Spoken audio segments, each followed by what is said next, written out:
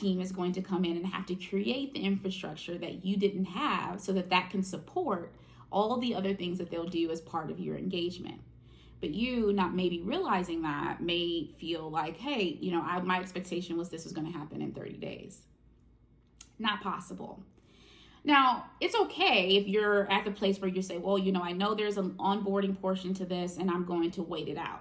That's totally fine. And oftentimes outsourced companies will have like a window where they expect you to kind of stay on with them while they get some things set up, with the realization that most business owners who are outsourcing may not have all of these things put in place. At some point, you decide, I want to start to transition some of those things internally. It's time for me to make the transition to having internal ownership of whatever this outsourced process was. Amazing, because that means that you're ready to have command control. You're ready to put the captain's hat on and make it happen at the rate and depth that you want it to happen. You can't have that kind of command and control with an outsourced firm. So once you've made that decision, you go out and you start to hire people to fill that role. And what you're maybe missing in that process is you've never had to really hire for that role because the third party or the outsourced company did it for you because they already had existing talent.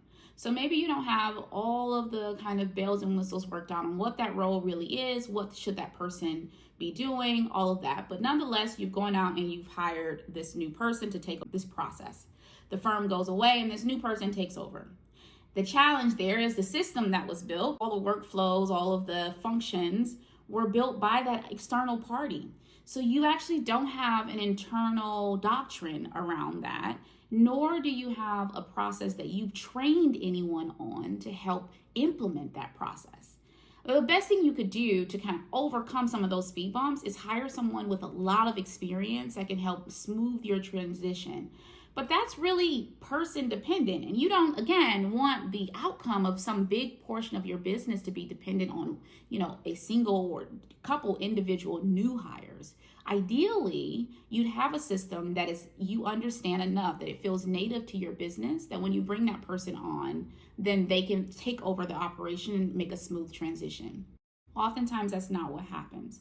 Oftentimes, business owners lose months and months and months and months of time after making the transition to an internal management system because they didn't have the infrastructure to begin with. And now the infrastructure is built by an external party who absolutely is not going to sit there and train your staff on how to replace that.